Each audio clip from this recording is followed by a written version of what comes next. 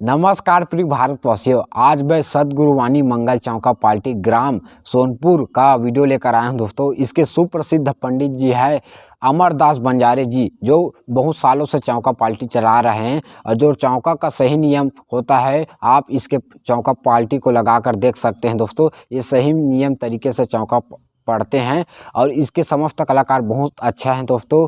और इसके जो फेमस तबला वादक है श्रीमान हेमलाल लहरी जी। मित्रों, आप इन्हें कार्यक्रम हेतु एक बार जरूर संपर्क कीजिए।